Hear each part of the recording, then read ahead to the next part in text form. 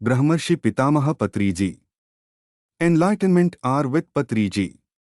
ఇతరుల జీవితాలపై పెత్తనాలు చేయవద్దు. ఎన్లైటన్మెంట్ ఆర్ విత్ పత్రిజీ కార్యక్రమంలో భాగంగా అంతర్జాల సత్సంగాలలో జరిగిన సంభాషణలన్నింటినీ సంకలనం చేసి Bengaluru pyramid valley international trust సభ్యులు పులమరశెట్టి చంద్రశేఖర్ పీసీస్ గారు ఆంగ్లంలో పత్రిజీ ఆన్సర్స్ పుస్తకాన్ని రూపొందించారు. అందులో నుంచి ప్రశ్న: సమాజంలో ప్రస్తుతం యువత ఎక్కువగా డిప్రెషన్ బారిన పడుతున్నారు. అందులోంచి ఎలా బయటపడాలి? బ్రహ్మర్షి పత్రిజీ: డిప్రెషన్ అన్నది ఈ ప్రపంచంలో చలామణి అవుతోన్న ఒక మూర్ఖపు భావన. సాధారణంగా క్రొత్త విషయాలు నేర్చుకోవడానికి ఇష్టపడని మూర్ఖులే డిప్రెషన్ బారిన పడుతూ ఉంటారు. స్వాతంత్ర్య సమర యోధుడు బాలగంగాధర్ తిలక్ గారిని బ్రిటిష్ వాళ్లు 5 సంవత్సరాల పాటు అండమాన్ జైల్లో ఉంచినప్పుడు ఆయనేమీ డిప్రెషన్కి గురి కాలేదు. పైగా జైల్లో కూర్చుని భగవద్గీతకు భాష్యం వ్రాశారు. దక్షిణాఫ్రికాలో తెల్లవాళ్లు మహాత్మా గాంధీజీ ని అర్ధరాత్రి చల్లటి చలిలో ట్రైన్ నుంచి బలవంతంగా క్రిందికి దించినప్పుడు ఆయనేమీ డిప్రెషన్కి గురికాలేదు. పైగా అక్కడి నుంచే భారతదేశ స్వాతంత్ర్య ఉద్యమానికి బీజం వేశారు. బ్రిటిష్ వాళ్లు వీర సావర్కర్ ని దాదాపు 25 సంవత్సరాల పాటు అండమాన్ జైల్లో లోని ఒకే గదిలో ఉంచారు. అయినా ఆయన డిప్రెషన్కి గురి కాలేదు. జీసస్ క్రైస్ట్ని సిలువ వేసి మేకులు కొట్టారు. అయినా ఆయన డిప్రెషన్ బారిన పడలేదు. వాళ్లంతా కూడా మానసికంగా ఎంతో బలవంతులు కనుక తమకు కష్టాలు వచ్చినప్పుడు డిప్రెషన్కి గురికాలేదు సరికదా, ఆ కష్టాలనే తమకు ఆయుధాలుగా మలచుకున్నారు. కనుక బలహీన మనస్కులు జీవితం నేర్పే పాఠాలను నేర్చుకోవడానికి ఇష్టపడని మూర్ఖులు మరి పని పాట లేని సోమరిపోతులే డిప్రెషన్ బారిన పడుతూ ఉంటారు. ప్రశ్న: అనుబంధం మరి జోక్యం ఇంటర్ఫరెన్స్ ల మధ్య భేదం ఏమిటి? బ్రహ్మర్షి పత్రిజీ: ఆధ్యాత్మిక శాస్త్రం పట్ల అవగాహన లేమి మరి అజ్ఞానం అన్నవి రెండూ మనల్ని మన చుట్టూ ఉన్న సంబంధ బాంధవ్యాలను పట్టుకుని వ్రేళ్లాడేటట్లు చేస్తాయి. దీనినే అనుబంధం అంటాం. ఇలా అనుబంధాలలో చిక్కుకునిపోవడం వల్లనే దుఃఖంతో కూడిన భయం మనలో నిండిపోయి, ఆ భయంతో మనం నా తల్లి, నా తండ్రి, నా కొడుకు, నా భార్య, నా భర్త అంటూ మన చుట్టూ ఉన్న వాళ్ల జీవితాలలో జోక్యం చేసుకుంటూ పరస్పర అభివృద్ధిని కుంటుపరుచుకుంటూ ఉంటాం. ఇవన్నీ కూడా పరమ అజ్ఞానపు చేష్టలు కనుక మనం అజ్ఞానంలోంచి బంధరాహిత్యానికి నాన్ అటాచ్మెంట్ మరి బంధరాహిత్యం నుంచి ఇతరుల వ్యవహారాలలో జోక్యం చేసుకోని స్థితి నాన్ ఇంటర్ఫరెన్స్ లోకి వచ్చేయాలి. ఇక్కడ ఎవ్వరూ ఎవ్వరికీ బాస్ కాదు, మరి ఎవ్వరూ ఎవ్వరికీ సబార్డినేట్ కాదు అని తెలుసుకోవాలి. ఇక్కడ ఎవరి జీవితం వారిదే. ఈ సత్యం అర్థమైన తరువాత ఇక్కడ మనం అందరితో కలిసి ఉంటూనే లోపల బంధరాహిత్య స్థితిలో ఉంటాం, మరి ఎవ్వరి జీవితాలపై పెత్తనాలు చేయము. ప్రశ్న: ప్రశాంతత అంటే ఏమిటి? అది ఎలా వస్తుంది? బ్రహ్మర్షి పత్రిజీ: మనకు నచ్చినట్లుగా మనం జీవించడాన్నే ప్రశాంతత, ట్రాంక్విలిటీ అంటాం. మనకు నవ్వాలనిపించినప్పుడు నవ్వడం, మనకు ఏడ్వాలనిపించినప్పుడు ఏడ్వడం, మనకు తినాలనిపించినప్పుడు తినడం, మరి మనకు ధ్యానం చేసుకోవాలనిపించినప్పుడు ధ్యానం చేసుకోవడం. ఇలా ఈ పనులన్నీ ఎవ్వరి అంగీకారం కోసం ఎదురు చూడకుండా మనకు నచ్చినట్లుగా చేసుకుంటూ జీవిస్తుంటే ప్రశాంతత అదే వస్తుంది. ప్రశ్న: మనిషి జన్మ అంతా కూడా అనేకానేక బంధాలలో బందీ అయిపోయింది. ఇలాంటి పరిస్థితిలో ఆ బంధాల నుంచి విడిపోయి బంధరాహిత్య స్థితిలో సత్యాన్ని ఎలా తెలుసుకోగలం? బ్రహ్మర్షి పత్రిజీ: సాధారణంగా ప్రతి మనిషికి బంధాలు అన్నవి కుటుంబపరంగానో లేక సమాజపరంగానో ఉంటాయి. ఇలాంటి బంధాలన్నింటి నుంచి విడిపోవాల్సిన అవసరం లేదు. భౌతికంగా ఆ బంధాలతో కలిసి ఉన్నా మానసికంగా మాత్రం వాటి నుంచి కొంచెం దూరంగా ఉంటూ ఎవరి సాధన వాళ్లు చేసుకోవాలి. అలా కొంచెం దూరంగా ఉండడమే కళ్ళు మూసుకోవడం. మరి ఆ సాధన పేరే ధ్యానం. భర్త అయినా, భార్య అయినా, పిల్లలు అయినా, తల్లి అయినా, తండ్రి అయినా సరే, ఆ బంధాల నుంచి కాసేపు మానసికంగా విడివడి అంటే కళ్ళు మూసుకుని ధ్యానం చేయాలి. అదే బంధ రాహిత్య స్థితి. ప్రశ్న: మనిషి ఎదుగుదలకు ఆధ్యాత్మికత అన్నది అవసరమా? బ్రహ్మర్షి పత్రిజీ: మనిషి ఎదుగుదలకు అవసరమైనదే. ఆధ్యాత్మికత అన్నది జీవితంలో తృప్తిగా ఎలా జీవించాలో నేర్పుతుంది.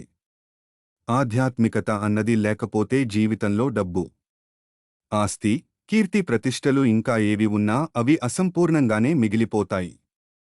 ప్రశ్న: నిత్య జీవితంలో ధ్యాన అభ్యాసం ఎలా చేసుకోవాలి? బ్రహ్మర్షి పత్రిజీ: నిత్య జీవితంలో ధ్యాన అభ్యాసం చక్కగా చేసుకోవచ్చు. ఉదాహరణకు, మీరు బస్సులో వేరే ప్రదేశానికి వెళ్తున్నారనుకోండి. ఊరికే కిటికీలోంచి బయటికి ఎంతసేపు చూస్తూ కూర్చుంటారు? బస్సు గమ్యం చేరే వరకు హాయిగా కళ్ళు రెండూ మూసుకుని ధ్యాన అభ్యాసం చెయ్యాలి. ఫ్లైట్లో వెళ్లామని ఎయిర్పోర్ట్కు చేరుకోగానే ఫ్లైట్ గంట లేటు అని తెలిసింది. ఆ గంటసేపు ఏం చేస్తాం? ఫ్లైట్ వాడిని తిట్టుకుంటూ కూర్చోకుండా హాయిగా కళ్ళు రెండూ మూసుకుని ధ్యాన అభ్యాసం చేసుకోవాలి. అలాగే ఏదో ముఖ్యమైన పని కోసం ఒక అధికారిని కలువడానికి ఆఫీస్కు వెళ్తాం. అక్కడ ఆయన లేరు. ఇంకా ఒక గంటలో వచ్చేస్తారు, వెయిట్ చేయండి అంటే ఏం చేస్తాం? హాయిగా కళ్ళు రెండూ మూసుకుని అక్కడే కూర్చుని ధ్యాన అభ్యాసం చేసుకుంటాం. ఇలా నిజ జీవితంలో ఎక్కడ ఎప్పుడు ఏ అవకాశం వస్తే అక్కడ అప్పుడు ఎంతసేపు వీలైతే అంతసేపు ధ్యాన అభ్యాసం చేసుకుంటూనే ఉండాలి. ప్రశ్న: ధ్యానం చేస్తే మంత్ర సాధన చేయకూడదా? బ్రహ్మర్షి పత్రిజీ: తనునాత్ త్రాయతే ఇతి తంత్రః మనునాత్ త్రాయతే ఇతి మంత్రః అని శాస్త్రం చెబుతోంది. మనస్సుతో శరీరంతో చేసేది తంత్రం అయితే చేసేది మంత్రం. మనం ఏదైనా ఒక బీజాక్షరాన్ని పలుకుతున్నామంటే దానిని నోటితో అంటే తనువుతో పలుకుతాం. కనుక అది తంత్రం అవుతుంది.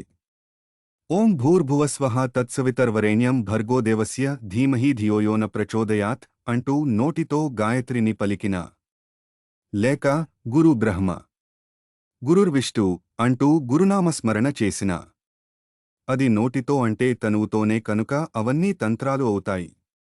కళ్ళు రెండూ మూసుకుని, నోరు మూసుకుని, స్థిరంగా కూర్చుని శ్వాస మీద ధ్యాస ఉంచి మనస్సులోకి వచ్చిపోయే ఆలోచనలను ఒక సాక్షిలా గమనించడాన్ని ధ్యానమంటాం. అంటే మనస్సుతో చేసే ధ్యానమే మంత్రం అని. ప్రశ్న: నేను రెగ్యులర్ ధ్యానం చేస్తాను.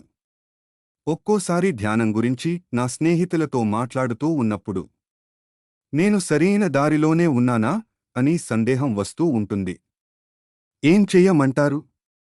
బ్రహ్మర్షి పత్రిజీ: లౌకికులు ఎప్పుడూ నిరుత్సాహకరమైన మాటలే మాట్లాడుతారు, మరి దివ్యజ్ఞాన ప్రకాశకులు ఎప్పుడూ స్ఫూర్తిదాయకమైన మాటలే మాట్లాడుతారు.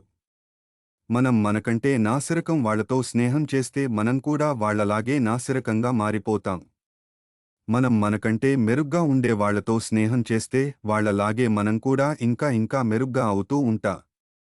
కనుక మనం ఎప్పుడూ దివ్యజ్ఞాన ప్రకాశకులతోనే మాట్లాడాలి, మరి వారి సాంగత్యంలోనే ఉండాలి. అప్పుడే మనకు నచ్చిన పని మనం చేయగలుగుతాం, మరి మన ఆత్మ ఎదుగుదలకు మనమే సహాయం చేసుకుంటాం. ప్రశ్న: అలాంటి దివ్యజ్ఞాన ప్రకాశకులు బాహ్యలో ఉంటారా? బ్రహ్మర్షి పత్రిజీ: నేను అలాంటి దివ్యజ్ఞాన ప్రకాశకులను సాధారణంగా పుస్తకాలలో కలుసుకుంటూ ఉంటాను.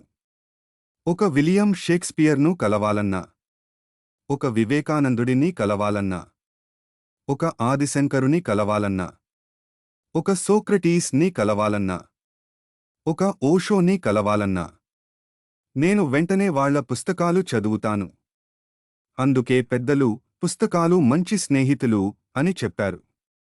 పుస్తకాలు చదువుతూ ఉంటే బాహ్యంగా కూడా మన చుట్టూ ఉన్న దివ్యజ్ఞాన ప్రకాశకులను మనం గుర్తించగలుగుతాం.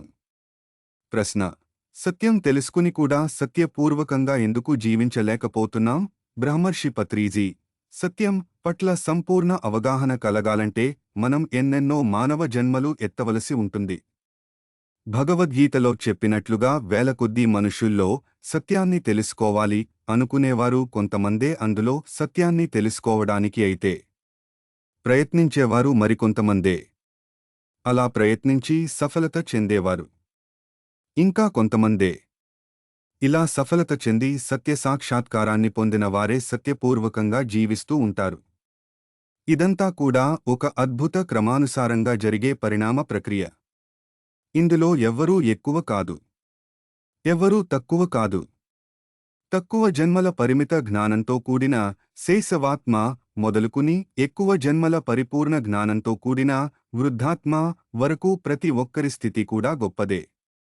ఈ సత్యాన్ని తెలుసుకుని మనం నిన్నటి కంటే ఈ రోజు కొద్దిగానైనా మెరుగ్గా ఉన్నామా లేదా అన్న అవగాహనతో జీవించడమే సత్యపూర్వకమైన జీవన విధివిధానం. ప్రశ్న: అసలు మనం ఎలాంటి విద్యను నేర్చుకోవాలి? బ్రహ్మర్షి పత్రిజీ: విద్యలేని మనిషి వింత పశువు అంటాం. విద్య అంటే అక్షరజ్ఞానం, అంటే క్షరం లేని మరి నాశనం లేని ఆత్మజ్ఞానం. అయితే మనం అంతా కూడా చిన్నప్పటినుంచి A for apple, B for bat అన్న వాక్యాలనే వల్లే వేస్తూ అదే అసలైన విద్య అని పొరబడుతున్నాం. దాంతో గొప్ప గొప్ప డిగ్రీలను పొంది లక్షలకు లక్షలు జీతాలను గడిస్తున్న వాళ్లంతా కూడా ఆత్మజ్ఞాన తమ తమ జీవితాలను అస్తవ్యస్తం చేసుకుంటున్నారు. సమస్యలు ఎదురుకాగానే అయోమయంలో పడిపోయి ఆత్మహత్యలకు పాల్పడుతున్నారు. అందుకే ప్రతి విద్యార్థి కూడా చిన్నప్పటినుంచే ప్రాపంచిక చదువులతో పాటు ఆత్మవిద్యను కూడా అభ్యసించి విశేషంగా ధ్యానం చేయాలి. ప్రతిరోజూ ధ్యానం చేస్తూ ఉంటే మనస్సు పరిశుద్ధంగా మారుతుంది.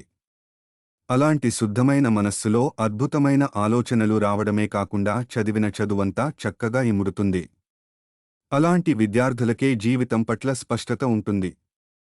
వాళ్ల జీవితాలకు ఒక పరమార్థం ఉండడంతో వాళ్లు సమాజంలో మంచి పౌరులుగా రూపుదిద్దుకుంటారు. ప్రశ్న: జీవిత ధ్యేయాన్ని ఎలా ఏర్పరచు? ఆ బ్రహ్మర్షి పత్రిజీ: ప్రతిక్షణం ఆనందంగా జీవించడమే జీవిత ధ్యేయం అని తెలుసుకోవాలి. కలిమిలోనైనా లేమిలోనైనా, జయంలోనైనా అపజయంలోనైనా, మానంలోనైనా అవమానంలోనైనా, ఒంటరిగా ఉన్నా సమూహంలో ఉన్నా, పుట్టుకలో అయినా మరణంలో అయినా, అన్ని పరిస్థితులలో కూడా శాంతంగా ఆనందంగా జీవించగలగాలి. మన ఆనందం మనకెంత ముఖ్యమో ప్రక్కవారి ఆనందం కూడా మనకు అంతే ముఖ్యంగా ఉండాలి. మన మౌనం మనకెంత ముఖ్యమో ప్రక్కవారి మౌనం కూడా మనకు అంతే ముఖ్యంగా ఉండాలి. మన ఏకాంతం మనకెంత ముఖ్యమో ప్రక్కవారి ఏకాంతం కూడా మనకు అంతే ముఖ్యంగా ఉండాలి. ఇలా ప్రతిక్షణం ఎరుకతో జీవించగలగడమే జీవిత ధ్యేయం. ప్రశ్న: జ్ఞానం అన్నది ఎలా సేకరించుకోవాలి? బ్రహ్మర్షి పత్రిజీ: ప్రతి పువ్వులోనూ అంతో ఇంతో మకరందం ఉన్నట్లే ప్రతి మనిషిలో కూడా స్వల్పంగానో అధికంగానో ఇంగిత జ్ఞానం అన్నది విధిగా ఉంటూనే ఉంటుంది. కాబట్టి ఒకానొక తుమ్మెద ప్రతి పువ్వు నుంచి మకరందాన్ని గ్రోలినట్లు ఒకానొక ముముక్షువు ఏ ఒక్కరినీ విస్మరించకుండా ప్రతి ఒక్కరి నుంచి ఎంతో కొంత ఇంగిత జ్ఞానాన్ని విధిగా సేకరించుకోవాలి. బొట్టు బొట్టు చేరి సముద్రం అవుతుంది కదా. దానిని అలా సేకరించుకున్న ఇంగిత జ్ఞానాన్ని ఆచరణ ద్వారా అనుభవ జ్ఞానంలా మలుచుకుంటూ మళ్లీ 10 మందితో పంచుకోవాలి. సర్వకాల సర్వావస్థలో కూడా సకల విజ్ఞాన సేకరణ సూత్రం ఇదే. ప్రశ్న: ధ్యానం ద్వారా మనస్సును అదుపు చేసుకోవటం ఎలా? బ్రహ్మర్షి పత్రిజీ: మనస్సును ఎవ్వరూ అదుపు చేసుకోలేరు. శ్వాసను గమనిస్తూ ధ్యానం చేస్తూ ఉంటే మనస్సు అన్నది అదే అదుపులోకి వచ్చేస్తుంది. అల్లరి చేసే పిల్లవాడు తల్లి ఒడిని చేరి అల్లరి ఆపినట్లు శ్వాస చెంత చేరగానే మనస్సు కూడా నెమ్మదిస్తుంది. ప్రశ్న: భగవద్గీత మరి భజగోవిందం రెండు కూడా అద్భుతమైన ఆత్మవిజ్ఞాన గ్రంథాలు. వాటిలో యువత తప్పనిసరిగా పాటించవలసిన శ్లోకాలు చెప్పండి. బ్రహ్మర్షి పత్రిజీ: కేవలం యువతకే కాదు, చిన్న పిల్లలకు మరి పెద్దవాళ్లకు అందరికీ భగవద్గీత మరి భజగోవిందం అన్నవి గొప్ప ఆచరణయుక్తమైన గ్రంథాలు. భగవద్గీతలో నాకు చాలా నచ్చిన శ్లోకం కర్మణ్యేవాధికాస్తే మా ఫలేషు కదాచన మా కర్మఫలహేతుర్భూమాతే సంగోస్త్య కర్మణి 2511 2 నుంచి 47 వరకు.